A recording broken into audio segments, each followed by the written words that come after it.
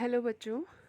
बेटे लेसन 2 कर रहे हैं, that is writing and city life. इस चैप्टर में हम मेसोपोटामियन सिविलाइजेशन के बारे में स्टडी कर रहे हैं, जो कि वर्ल्ड की ओल्डेस्ट सिविलाइजेशन में से एक थी। कल बेटे हमने इसके 2 शहर दैट इज़ उर और उर्क के बारे में पढ़ा था। आज हम इसके 2 और शहर दैट इज़ मारी और बेबीलोन के बारे में बेटे पढ़ रहे हैं। मारी शहर के बारे में आपकी बुक में जो है वो कुछ खास नहीं दिया हुआ, बस जो मेन बातें बताई गई हैं वही हम स्टडी कर रहे हैं। मारी नगर में बेटे फार्मर्स और पशुचारक यानी गडरिये रहा करते थे। तो इनके बीच में ना बड़े कन्फ्लिक्ट्स होते थे, झगड़े होते थे। तो आपसे पूछ रहा है कि बताओ एनिमल्स हर्डर और फार्मर्स के बीच में कन्फ्लिक्शंस के क्या कॉजेज़ थे। बेटे अब ये वैसे तो गडरिये फार्मर्स के काफ़ी काम आते थे, क्योंकि उनके एनिमल्स का जो डंग था वो खाद के काम आता था और किसान भी उनकी मदद किया करते थे। लेकिन कई बार इनके बीच में काफ़ी झगड़े हो जाते थे। तो वो झगड़ों का पहला रीज़न क्या था कि ये जो एनिमल्स हर्डर थे, ये अपनी भेड़ बकरियों को पानी पिलाने के लिए किसानों के जो खेत पके हुए होते थे तब उसमें से गुज़र जाते थे, और एनिमल्स अपने खुरों से जो था वो सारे खेत को बिगाड़ देते थे, उजाड़ देते थे। तो जिससे किसान जो थे इनसे नाराज़ हो जाते थे और इनके बीच में झगड़े होते थे। और सेकंड, कई बार क्या होता था कि ये किसानों के गांव पर अटैक कर दिया करते थे और उनका सामान जो था वो लूट कर ले जाते थे।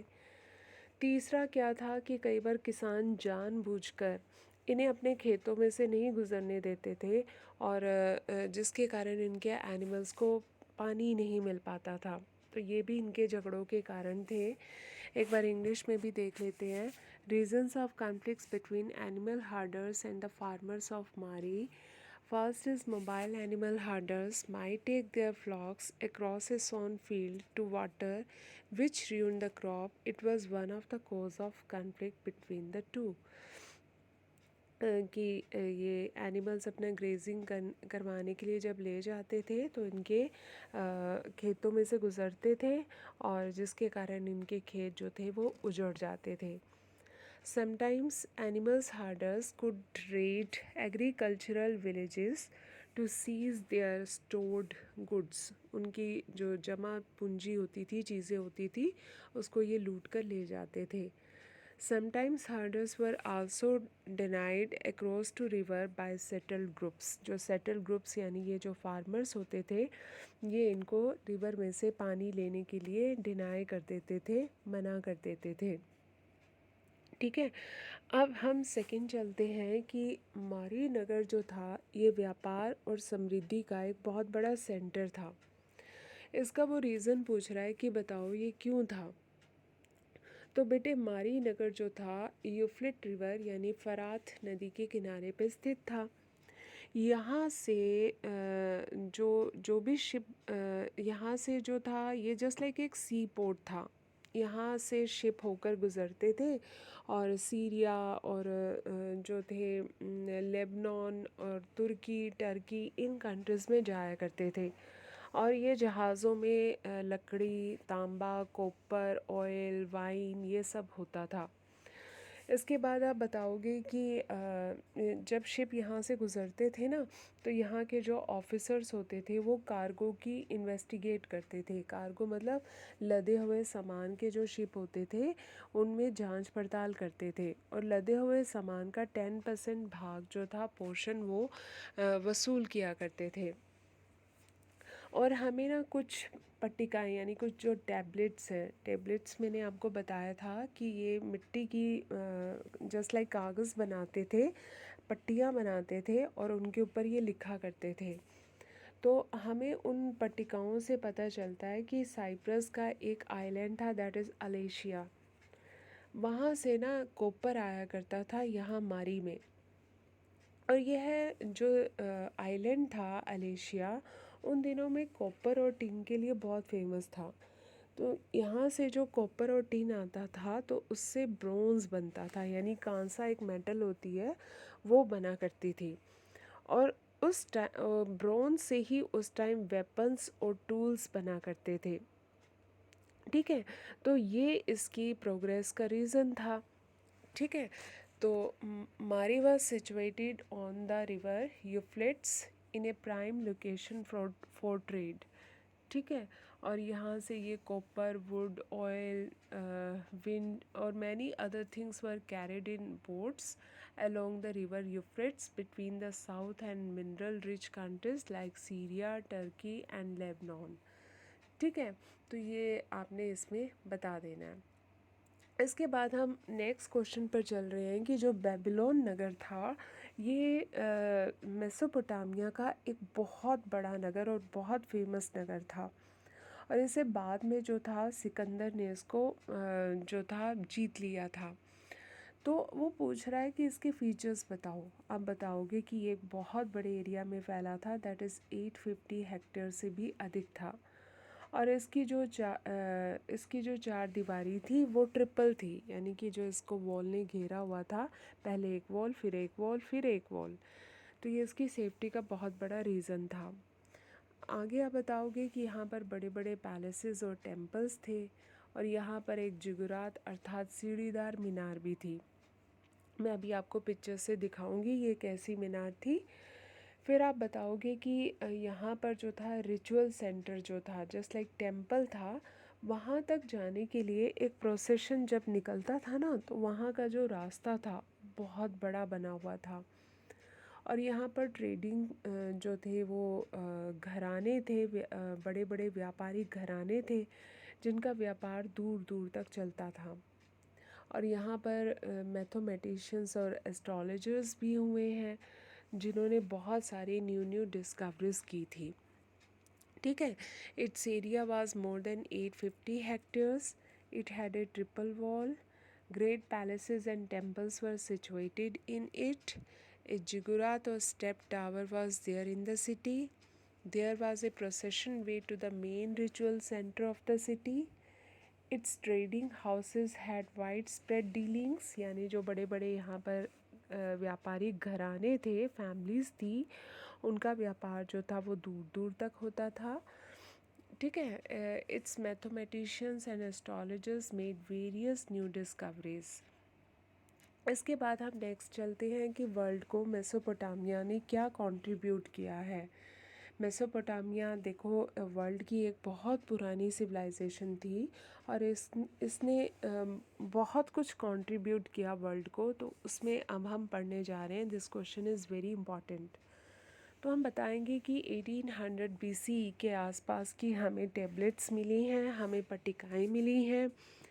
इसमें हमें गुणा भाग की तालिकाएँ, वर्ग, वर्गमूल, चक्रवर्ती ब्याज की सारणियाँ दी गई हैं। इसे एक बार हम इंग्लिश में देख लेते हैं, क्योंकि आपने मैथमेट्स इंग्लिश में किया है तो आपको प्रॉब्लम ना आए। तो some tablets have been found which are dated around 1800 BC. These tablets are the tables of multiple applications, division tables of square roots and tables of compound interest. बेटे अगर आपको कोई वर्ड इंग्लिश में हिंदी में मुश्किल लगे तो आप उसे इंग्लिश में लिख सकते हो। इसके बाद आप बताओगे the value of square root of two given in them is slightly different from the real value of square root of two, यानी दो का ये जो वर्ग मूल्य निकाला था वो आज के वर्ग मूल से थोड़ा सा ही डिफरेंट है। देखो बेटा, वो टाइम जब अभी अभी इंसान का दिमाग विकसित हो रहा था, उस टाइम ये सब डिस्कवरीज करना वाकई में अपने आप में बहुत बड़ी बात है। इसके बाद आप बताओगे कि मेसोपोटामियंस had divided the year into 12 months. इन्होंने साल को 12 महीनों में बांटा हुआ था, और फिर एक महीने को 4 वीक्स में बांटा हुआ था, फिर एक दिन को 24 घंटे में बांटा हुआ था, और फिर उसको एक घंटे को 60 मिनट्स में बांटा हुआ था। तो इस तरीके से इन्होंने पूरा कैलेंडर और टाइम वॉच जो थी वो इन्होंने बनाई हुई थी। ठीक है, इसके बाद आप बताओगे कि इन्होंने पाइथागोरस के जो प्रिंसिपल था मैथ्स में हम पाइथागोरस की थ्योरम्स करते हैं ना, वो इन्होंने ही हमें बताया था।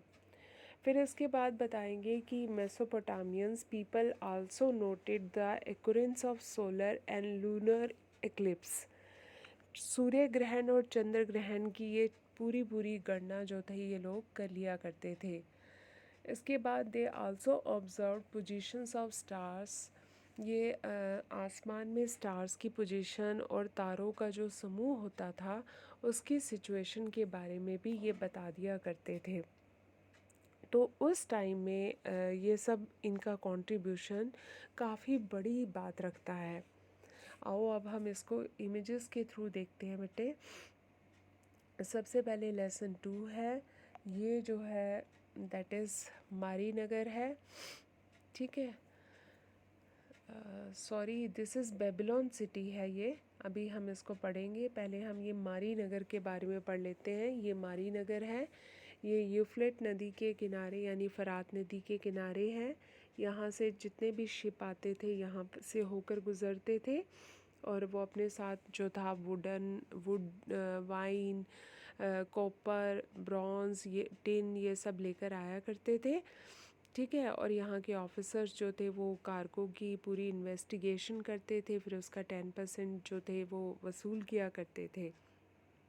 सेकंड क्वेश्चन हमने देखा था कि यहाँ गडरिए और किसानों के बीच में झगड़े होते थे। क्यों होते थे? क्योंकि जो एनिमल्स हर्डर थे वो इनके खेतों में से होकर गुज़रते थे और इनके सामान को लूट लिया करते थे, और कई बार फार्मर्स भी जो थे अपने खेतों से गुज़रने के लिए इनको रास्ता नहीं देते थे, ठीक है। तो मारी नगर से रिलेटेड आपने ये 2 क्वेश्चंस करने हैं। इसके बाद हम चल रहे हैं बेबीलोन सिटी के बारे में। ये देखो, ये बेटा बेबीलोन सिटी है, कितना बड़ा और खूबसूरत है। तो ये 850 स्क्वायर में जो था ये फैला हुआ था। ये यहाँ पर भी इसको देखो, ये देखो ऊपर से ये इस तरीके से दिखता था, कितने बड़े एरिया में देखो ये फैला हुआ है। 850 स्क्वायर फीट में ये फैला हुआ था। ये इसका एंट्रेंस गेट था, ठीक है। और ये यहाँ पर आपको जगुरात दिखाई देगा, ये है जगुरात, जस्ट लाइक एक ऊंची मीनार वाला टेम्पल होता है ये, ठीक है।